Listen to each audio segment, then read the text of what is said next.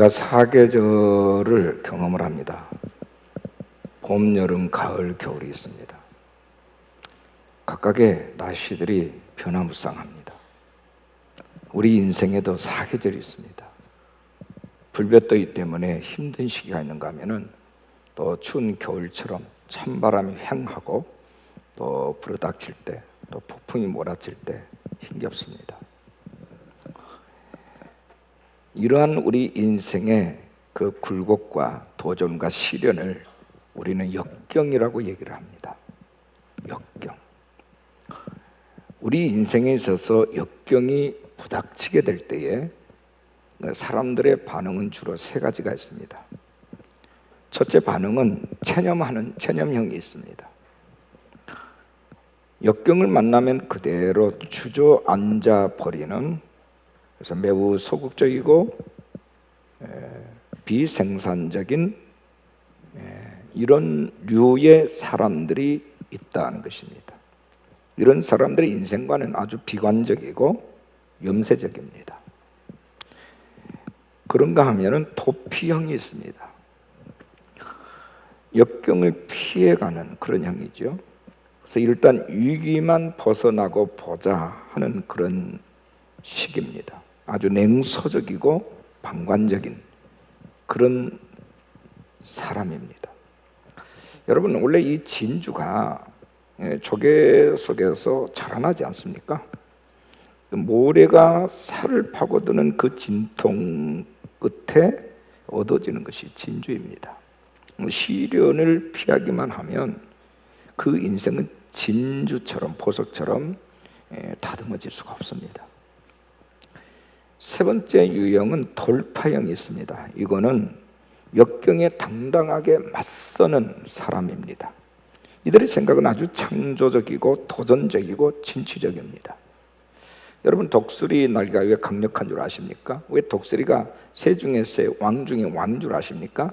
독수리는요, 그 보금자리에다가 이 어미 독수리가 딱딱한 돌멩이와 가시 같은 이런 것들을, 날카로운 찔리는 가시를 이렇게 밑에다가 깔아 놓습니다.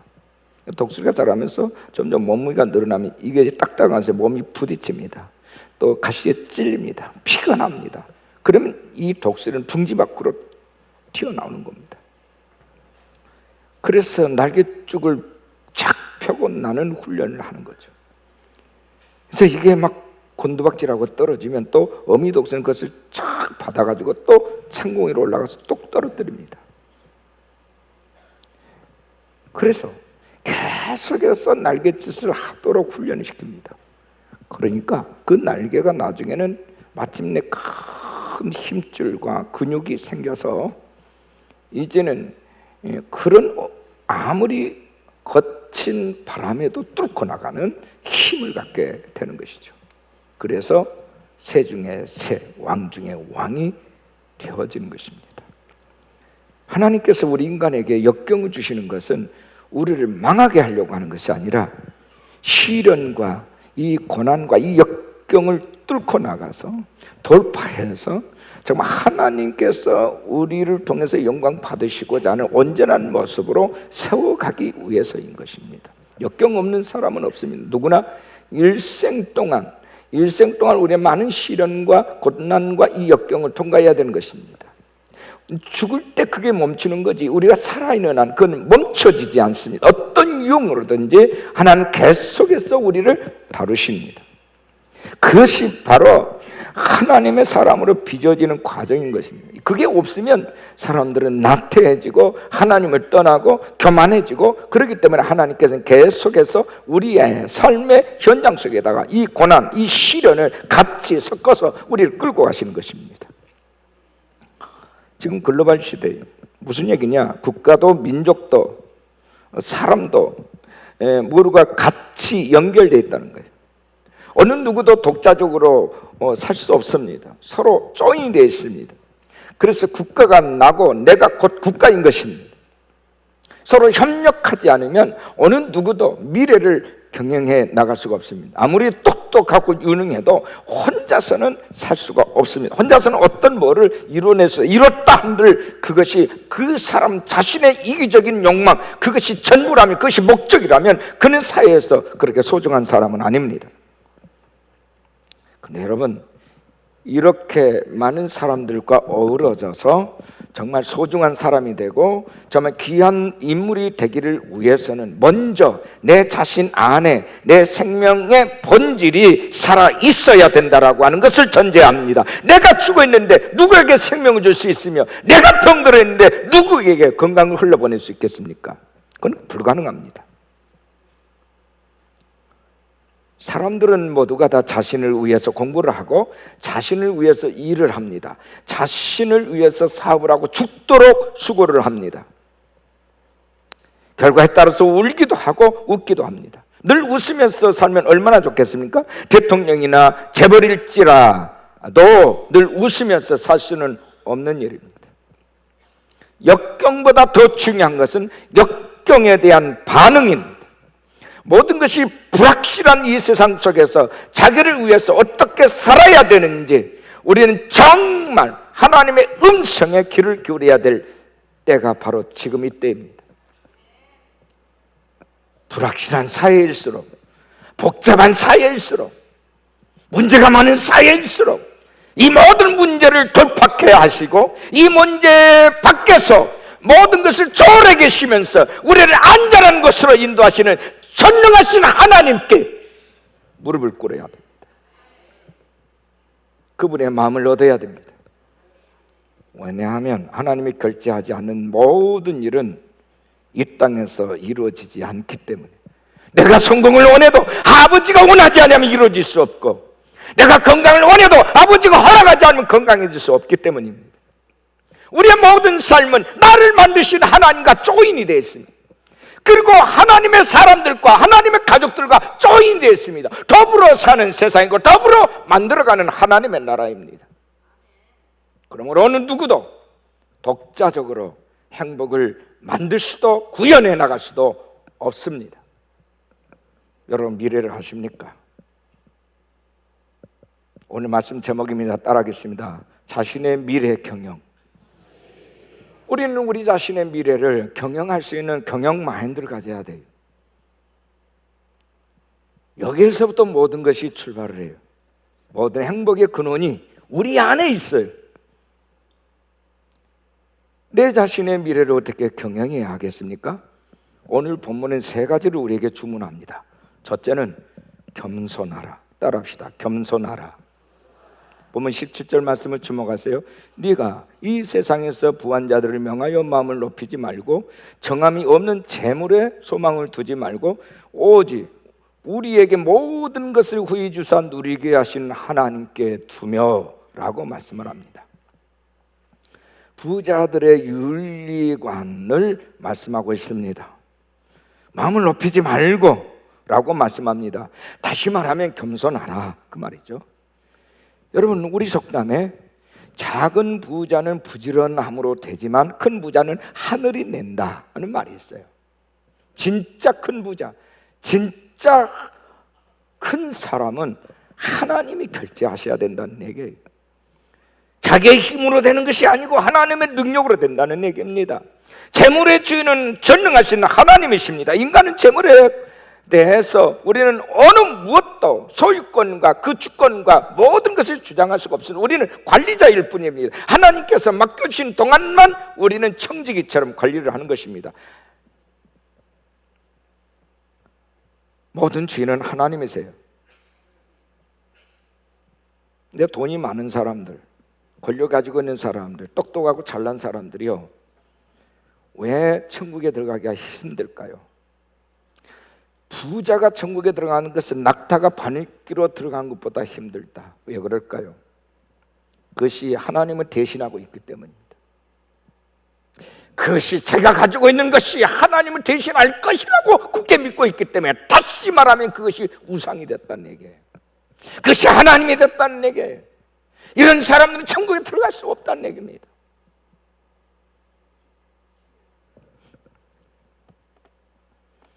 우리에게 중요한 것은 물질을 소유함으로써의 영향력이 아니고 인격이에요. 하나님의 사람으로서 그 인격과 성품과 기질과 바른 가치관을 가지고 있느냐 하는 문제예요.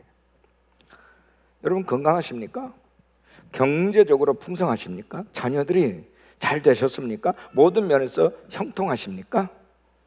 이 모든 것들이 하나님의 은혜의 산물이요 축복의 산물인 것을 믿으시길 바랍니다.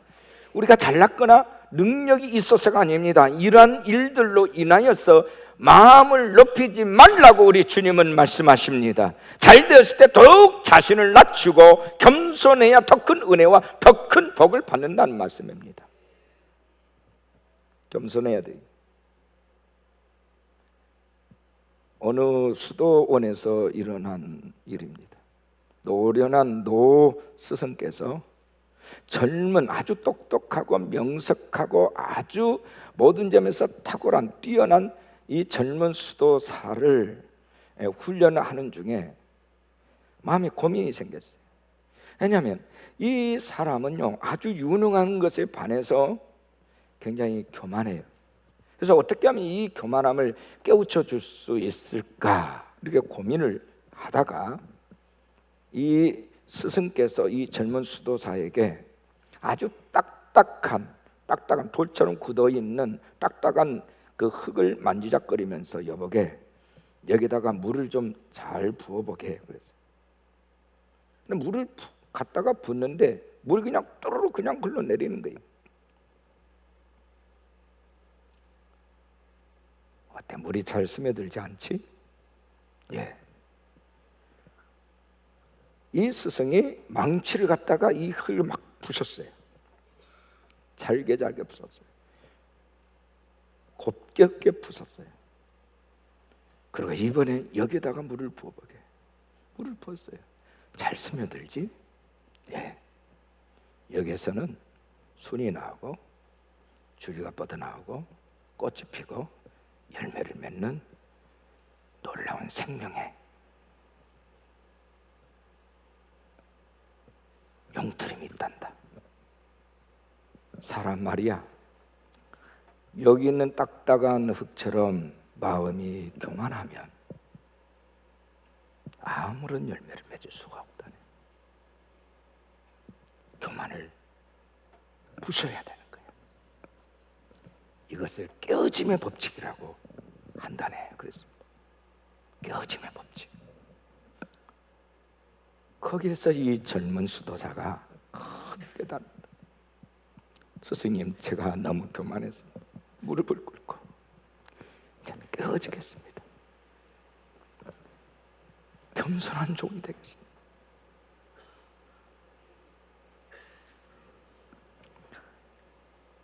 교만하면 넘어지고 매를 맞습니다. 우리 하나님은 교만한 자를 대적하신다. 대적이라는 말을 맷때리신다. 싸우신다. 그 얘기입니다. 그를 깨부시겠다. 성경은 부자들을 향하여 재물로 인하여 교만하지 말고 겸손하라. 재물 부자만 있습니까? 권력 있다고, 힘 있다고, 똑똑하고 잘났다고, 나는 많이 배웠다고, 큰 업적을 이뤘다고, 내 자리는 높다고.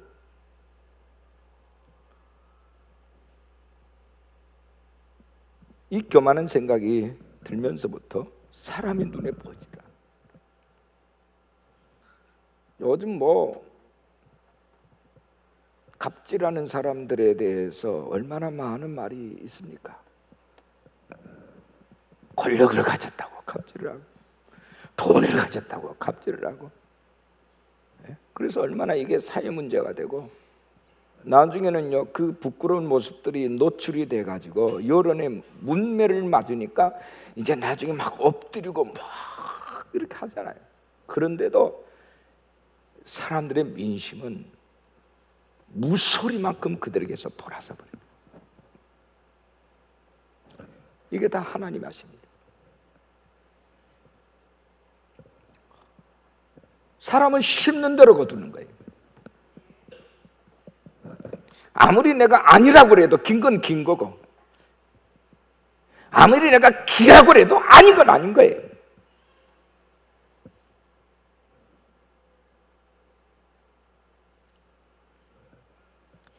우리는 예스와 노를 분명하게 가름할 수 있어야 돼요.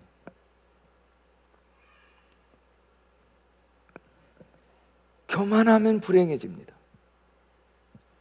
겸손하면 행복해지는 거예요. 겸손은 자신을 위한 미래의 투자예요. 우리 가슴에 손 한번 얹어보실까요? 주여, 어떤 경우든 겸손하겠습니다. 교만하지 않겠습니다. 나의 교만을 깨뜨려 주셔도 언제나 아멘입니다. 아멘입니다. 언제나. 두 번째, 우리의 미래 경영은 중요한 것은 우리의 모든 소망을 누구에 두라? 하나님께 두라는 거예요. 내 모든 삶의 기준을 하나님께 두라. 사람도 아니고 나도 아닙니다. 다른 누군가 아닙니다. 우리의 모든 기준과 우리의 모든 소망을 하나님께 두라. 본문 17절을 다시 보세요. 네가 이 세대에서 부한 자들을 명하여 마음을 높이지 말고 정함이 없는 재물에 소망을 두지 말고 오직 우리에게 모든 것을 후히 주사 누리게 하시는 하나님께 두며라고 말씀합니다. 변함이 없는 정함이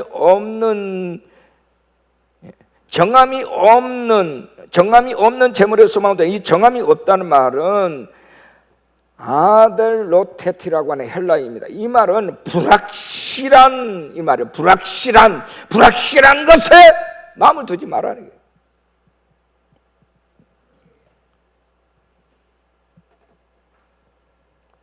미래학자들은 지금의 시대를 불확실성의 시대를, 모든 게 불확실합니다.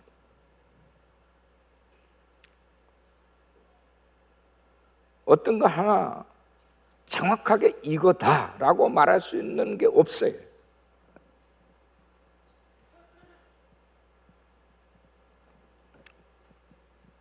마치 바다에서 떠도는, 망망대에서 떠도는 조그마한 조각배처럼 우리는 이 바람에 의해서 우리는 늘 언제나 위험한 인생을 살고 있습니다. 언제든지 뒤엎어질 수 있어요. 그 어디로 갈 수 없어요. 아무리 노를 줘도 큰 거대한 파도 앞에서는 속수무책이에요.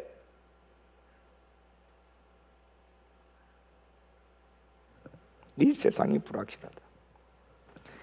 재물이라고 하는 것은요, 있다가도 없을 수 있고 없다가도 있을 수 있습니다. 그러므로 이것은 우리의 진정한 기준이 될 수 없어 믿을 수가 없다는 얘기입니다. 재물은 날개를 내어서 하늘을 나는 독수리와 같다고 잠언에서 비교를 했습니다. 잠언 23장 5절 말씀 보면 네가 어찌 험한 것에 주목하겠느냐, 정령이 재물은 스스로 날개를 내어 하늘을 나는 독수리처럼 날아간다. 이게 재물이에요. 그러니까 불확실한 재물에 목숨을 걸지 말라는 거예요. 하나님만이 기준이고 하나님만이 전능자이시며 하나님의 뜻만이 이 땅에서 온전히 이루어지는 줄로 믿으시길 바랍니다. 내가 원해도 하나님 원치 않으면 이루어질 수 없고, 내가 원하지 않아도 하나님 뜻이면 이루어질 수밖에 없다는 거예요. 이 세상 온 수바이가 아무리 흔들어대도 하나님의 뜻은 흔들림이 없다. 아멘이십니까?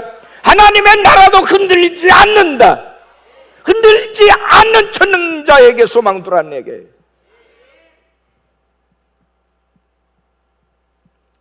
저는 인생을 많이 살지는 않았지만 지나간 40여 년 동안 하나님 저를 거꾸러뜨리고 저를 무릎 꿇게 하고 회개하게 하면서 너무 많은 아픔과 고난 속에서 겪었어요. 하나님의 뜻만이 영원하다는 것입니다. 하나님 말씀만이 영원하다는 것입니다. 하나님이 세팅해 놓은 것만이 절대적이다. 이것보다 더 귀한 기준은 없다. 내가 원치 않아도 하나님은 하나님 당신께서 원하신 길로 저를 끌고 가셨어요. 불가능한 현실들이 하나님 앞에 내가 무릎을 꿇을 때 이루어졌어요. 이거는 내가 쉽게 할 수 있겠다. 하나님이 결제하지 않은 것은 여지없이 벽에 부딪혔어요.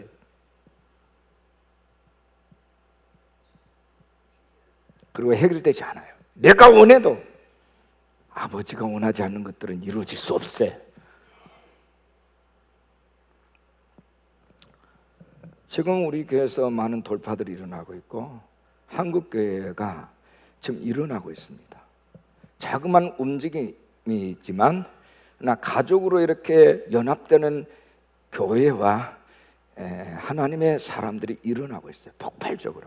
지금 특히 다음 세대, 우리 자녀 세대에게서 더 강하게 일어나고 있어요. 왜 그럴까요? 어른들은 생각이 많아요. 복잡해요. 자기 나름대로의 어떤 노하우 공식에 빠져 있어요. 굳어져 있단 말이야.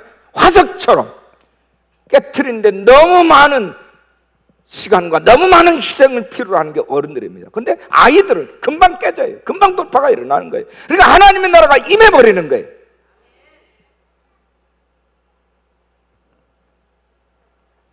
놀라운 일들이 일어납니다.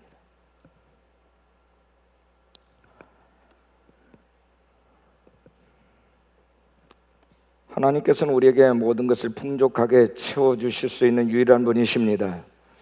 눈에 보이는 재물이나 어떤 권력이나 눈에 보이는 것에 소망을 두지 말라.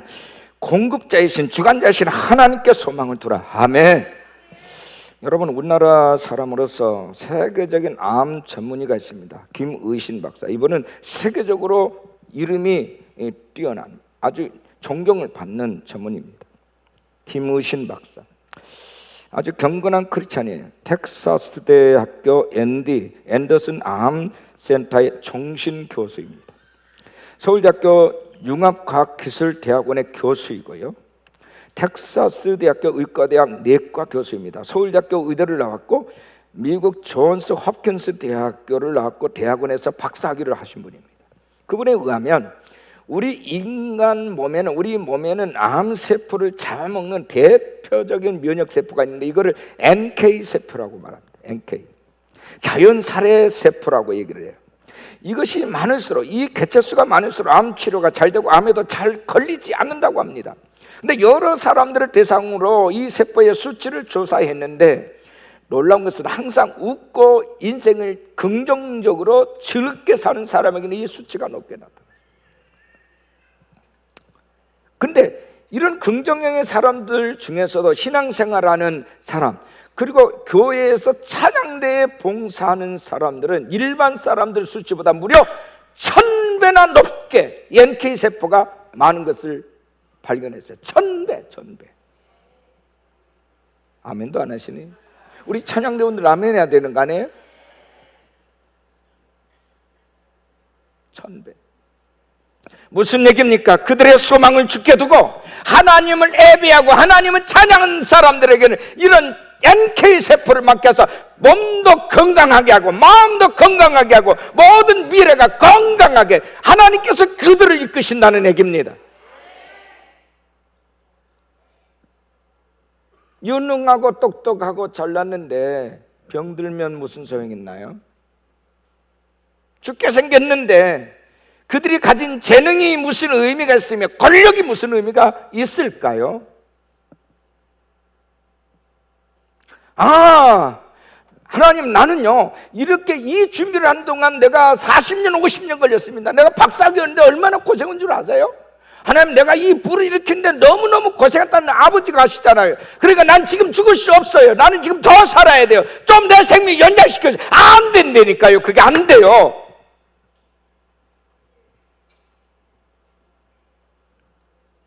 우리의 생명은 그 무엇과도 바꿀 수 없어요. 그 무엇으로 연장시킬 수 없어요. 하나님이 내게 주신 기회를 잃어버린 사람 다시는 기회가 안 온다는 얘기예요. 차일피일 미루고 사람다운 삶을, 참다운 삶을 살겠습니다. 그러나 지금은 아니지만 언젠간 나도 하나님을 위해서 하나님께 소망 두고 하나님 뜻대로 살 날이 있을 겁니다. 한 사람에게는 기회가 주어지지 않는다는 얘기예요. 지금입니다. now. 하나님 필요하실 때입니다. 하나님 은혜 주실 때입니다. 이때 하나님의 은혜를 흘려보내는 자,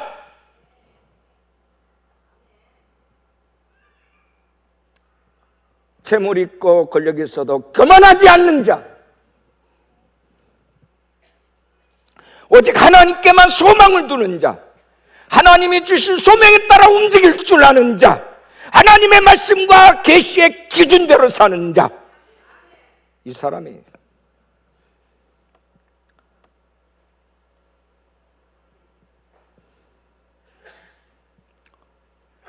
이런 삶을 사는 사람이 미래의 자신을 위한 바른 투자를 하고 있는 사람이에요. 세 번째는요, 따라합시다. 선한 사업을 많이 하라. 우리 옆에 사람은 선한 사업을 많이 하십시다. 선한 일을 많이 하십시다.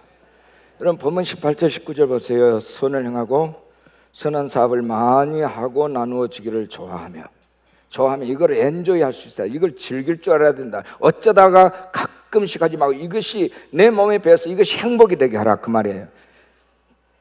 좋아하면, 그리고 너그러운 자가 되게 하라. 이것이 장래에 미래에 자기를 위하여 좋은 터를 쌓아 참된 생명을 취하는 것입니다. 이것이 미래에 자기의 기업을 확보하는 것이다.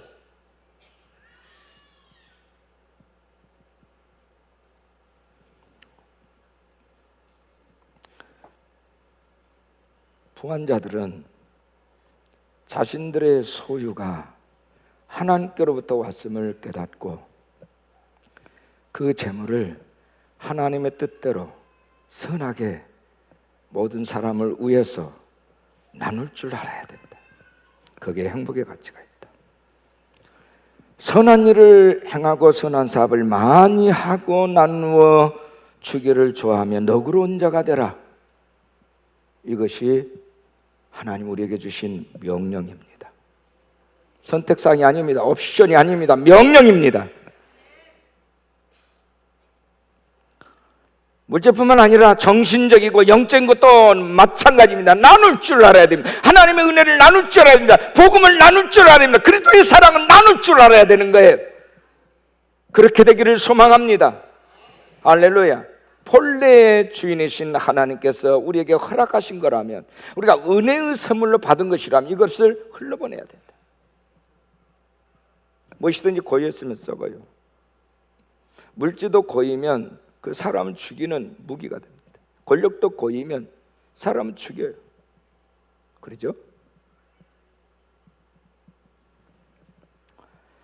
어느 교회 주보에 실린 글 하나를 제가 여러분께 소개를 하겠습니다. 주보에 칼럼 비슷하게 글을 써놨어요. 들어보십시오. 집안일이나 농사일로 시간이 없고 너무 바쁘게 사십니까? 교회 나오지 마십시오. 하나님이 여러분이 기억하고 드리는 정성스러운 시간을 원하시지 다 쓰고 남은 짜투리 시간을 원하지 않으십니다. 이런 일 저런 일로 쓰다 보니 물질이 없으십니까? 헌금하지 마십시오. 하나님은 여러분의 첫 열매와 정성을 원하시지 여러분이 쓰다 남은 물질을 받으시는 거지가 아니십니다. 집안일과 농사일로 찌들고 힘들면 교회에 봉사하지 마십시오. 하나님은 찌든 마음과 귀찮은 마음으로 하는 봉사를 받을 만큼 구차하지 않으십니다. 하나님은 기쁜 마음으로 자원하는 마음으로 헌신하는 봉사를 받으십니다. 직분을 받고 그 직분을 감당치 못하려면 그 직분을 포기하십시오. 하나님은 직분의 종류를 보시는 분이 아니고 그 직분을 얼마만큼 성실하게 잘 감당했는지를 보시며 맡은 자에게는 반드시 책임을 물으십니다. 계명을 지켜 정직하게 살고 투기하지 않으며 사랑을 실천하지 않으려면 차라리 기독교인이라고 말하지 마십시오. 하나님은 아들의 목숨까지 희생시키며 사탄의 손아귀에서 우리를 건지셨습니다. 그런데 구원받은 우리가 거짓을 행하고 투기한다면 그것은 배은망덕한 일입니다. 겉옷만 화려하게 그리스도인의 옷을 입었다고 그리스도인이 되는 것은 아닙니다. 하나님이 원하시는 것은 우리의 속사람이 진정한 그리스도인이 되는 것입니다. 이런 거예요.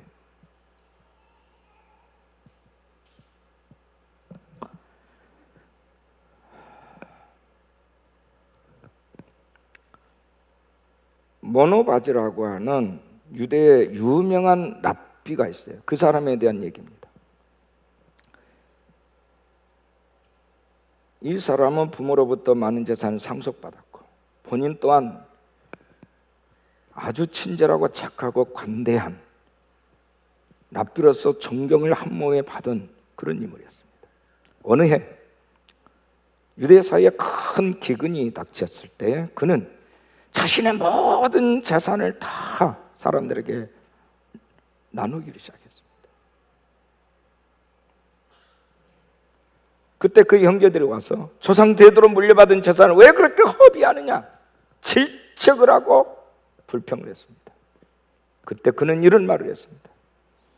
내 조상은 부활을 땅 밑에 쌓았으나 나는 땅 위에 쌓았으며, 내 조상은 이 세상을 위해 재산을 쌓았으나 나는 하나님 나라를 위해 재산을 쌓겠노라.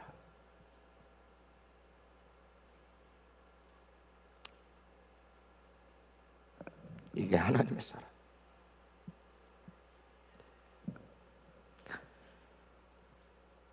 이게 지혜예요. 미국에는 파워풀 리빙이라고 하는 이 캠페인을 벌이는 전도 단체가 있습니다. 전도 단체. 1년에 약 2천만 달러를 투자를 해서 경비를 만들어 가지고 TV 고정 프로그램 하나를 샀어요. 세를 냈어요. 그래서 이 고정 프로그램에 나온 사람들은요, 무료로 출연을 해야 되는 거예요.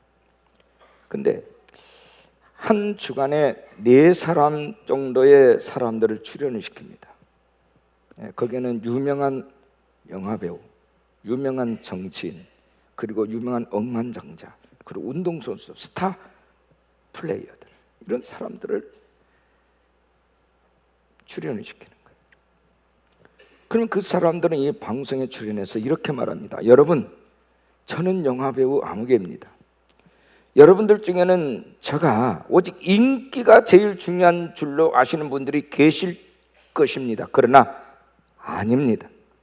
그것보다 더 중요한 것, 그러니까 참으로 중요한 것이 내게 있습니다.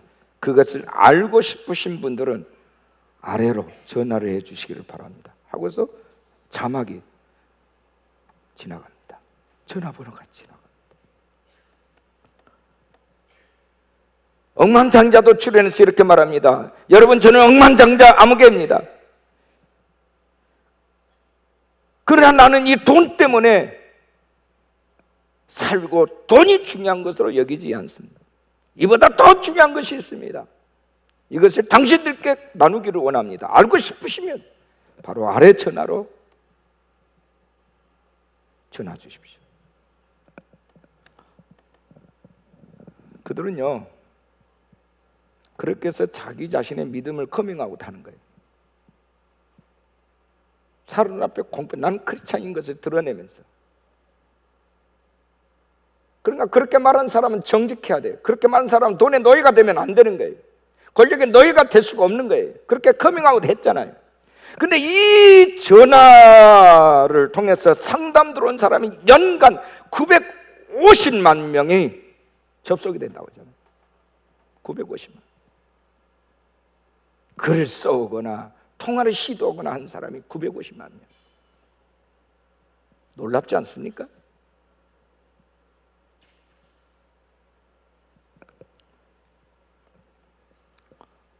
전도를 위해서 투자하는 물질이 가치가 있고, 전도를 위해서 투자하는 재능이 가치가 있는 것입니다.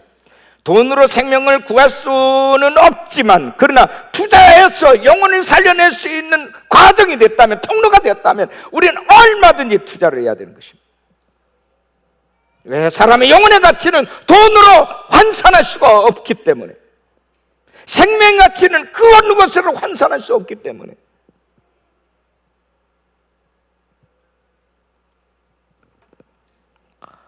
이보다 더 기쁘고 행복한 일이 어디 있겠습니까?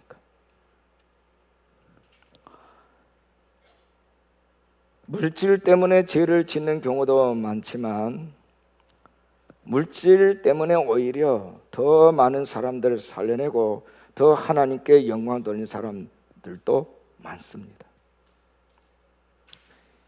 이것이 결국 자기의 미래를 향한 최고의 투자입니다. 하나님이 기뻐하시고 하나님이 원하시는 인물들이 되어지시기를 축원합니다.